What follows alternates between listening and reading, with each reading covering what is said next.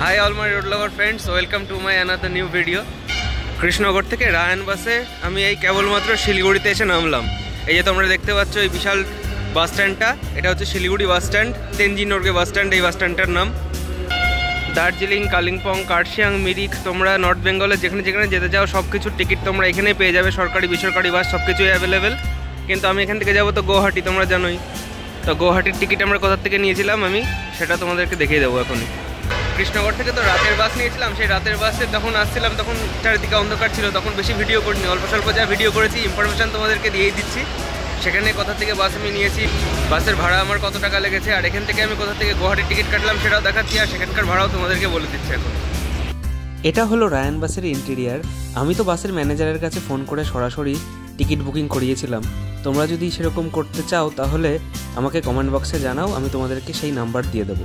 আর তাছাড়া তোমরা চলে আসতে পারো কৃষ্ণনগর পান্থতীর্থ হোটেলে, সেখান থেকেও টিকিট পেয়ে যাবে।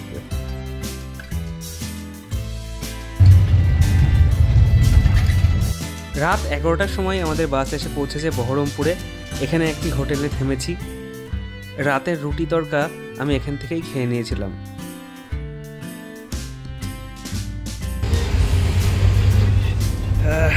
আমার শোয়ার জায়গায় আমি চলে আসলাম, খাওয়া দাওয়া হয়ে গিয়েছে। এই যে আমার ব্যাগ, স্লিপারে এখানে দুজনের শোয়ার জায়গা, আর যেখানে চটি রাখার জায়গা। তাছাড়া আলো টালো নেই, এইগুলো কিছুই কাজ হয় না। দুজনের শোয়ার জন্য বেশ ভালোই স্পেসি আছে, যে আমি শোয়ার পরে ওর একজন আরামসে এখানে শোয়া যাবে। অন্ধকার, তাই জন্য ফ্ল্যাশ লাইটটা জ্বেলে নিয়েছি।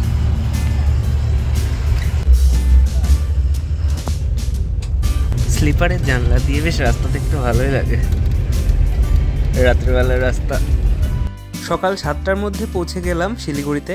শিলিগুড়িতে এসেই প্রথমে যে কাজটা করলাম সেটা হলো টিকিট কেটে নিলাম গুয়াহাটি যাওয়ার জন্য। এই যে বাস স্ট্যান্ড থেকে এক্সিট গেট, বাস স্ট্যান্ডের থেকে এরকম বেরিয়েই একদম সামনেই আছে ঘোষ ট্রাভেলসের বুকিং কাউন্টার। এখান থেকেই গুয়াহাটি যাওয়ার বাস টিকিট পেয়ে যাবে।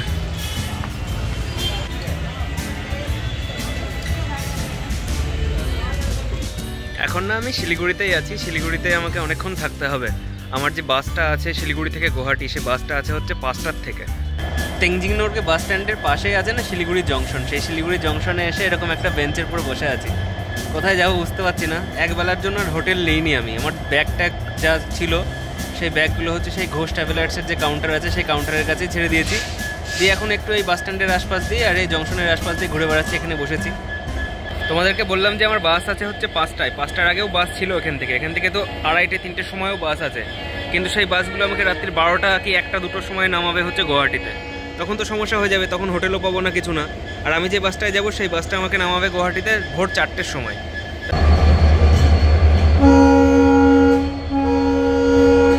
গুয়াহাটিতে গিয়ে ওখানে আমি একটা ব্যাকপ্যাকার হোস্টেলের সন্ধান পেয়েছি, সেখানে যাব ফার্স্টে। সেখানে গিয়ে বাঙ্ক মোটামুটি আমার মনে হয় 300 থেকে 500 টাকার মধ্যে বাঙ্ক পেয়ে যাবো। সেখানে থাকবো একদিন, তার পরের দিন একটা হোমস্টে নেবো, যাতে দুটোই তোমাদেরকে দেখাতে পারি। তাহলে এখন আমি যখন বাসে উঠবো 5টার সময়, তখন সেই বাসের ইনফরমেশন সব দিয়ে দেবো, গুয়াহাটিতে কটায় গিয়ে পৌঁছালো সব কিছু তোমরা ইনফরমেশন পেয়ে যাবে। ভিডিওটা কিন্তু সম্পূর্ণ দেখতে থাকো। অনেকক্ষণ তো স্টেশনে বসে থাকলাম, কোনো সময় বাস স্ট্যান্ডে গিয়ে বসছি। খিদে পেয়ে গেছে, 3:30 বেজে গেছে। এখন গিয়ে কিছু খাবো, 5টার সময় বাস আছে, বাসে উঠতে হবে।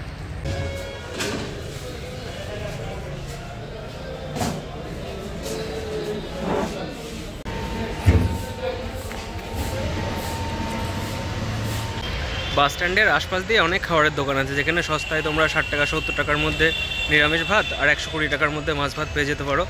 একটা পরিষ্কার দোকান থেকে খেয়ে নিও, সেখান থেকে খুশি। গুয়াহাটির থেকে শিলিগুড়ি আসে সেগুলোও সেই রাতের বেলায় এরকম টাইমে ছাড়ে ওখান থেকে। হ্যাঁ,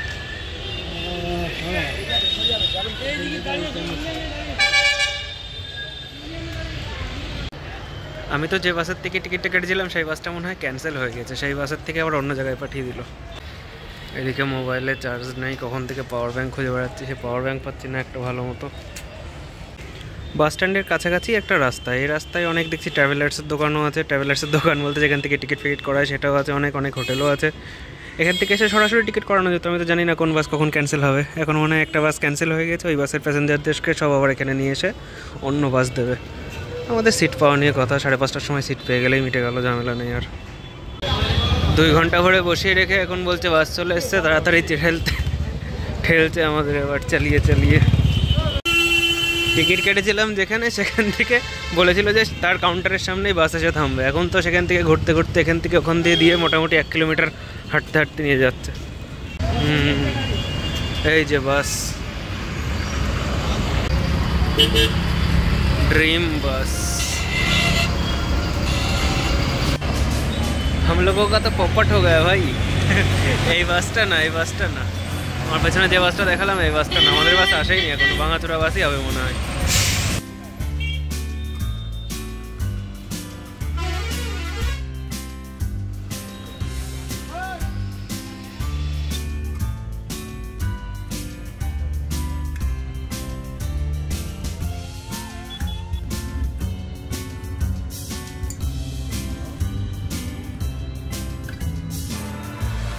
এখন রাত প্রায় 11:30 বাজে, আমি তো ঘুমিয়েই পড়েছিলাম বাসের মধ্যে খানিকটা।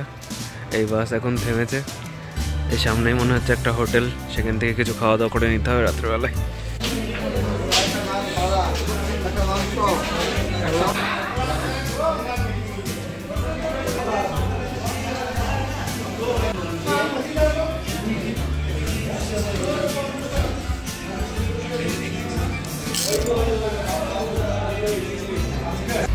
অটো করে নিয়েছি বাস থেকে নেমে, এখন যাব হচ্ছে জু রোডের কাছে। জু রোডের কাছে একটা বুকিং করছি আমি হোমস্টে, আজকের জন্য আর কালকের জন্য, দুজনের জন্য হোমস্টে একটা বুকিং করবো। হোটেলে থাকছি না, হোমস্টেতে একটু শান্তি করে থাকতে পারবো আর ভিডিওটা এডিট করতে পারবো, সেই জন্য।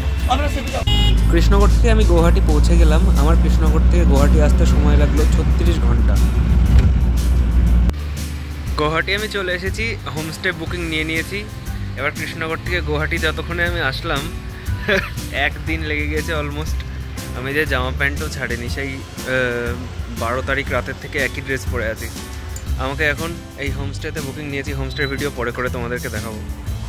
আমি যে রুমটা বুকিং নিয়েছি না, সেই রুমটা এখনও ক্লিন হয়নি, বলছে যে এখন 1 ঘন্টা লাগবে। তাই আমি হোমস্টের আশপাশ দিয়েই আছি।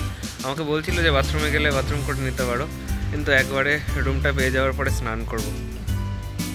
কৃষ্ণনগর থেকে শিলিগুড়ি এসেছি যে বাসে, সেই বাসে আমার লেগেছিল স্লিপার 400 টাকা। আর শিলিগুড়ি থেকে আমি যখন আসলাম সেটা তো সিটেড বাসে এসেছি বসে বসে, সেটা নিয়েছে গুয়াহাটি পর্যন্ত 700 টাকা। আর গুয়াহাটি বাস স্ট্যান্ড থেকে এই হোমস্টে পর্যন্ত আসতে আমার নিল হচ্ছে 250 টাকা। এই হচ্ছে আমার মোট খরচ পড়লো এই পর্যন্ত আসতে।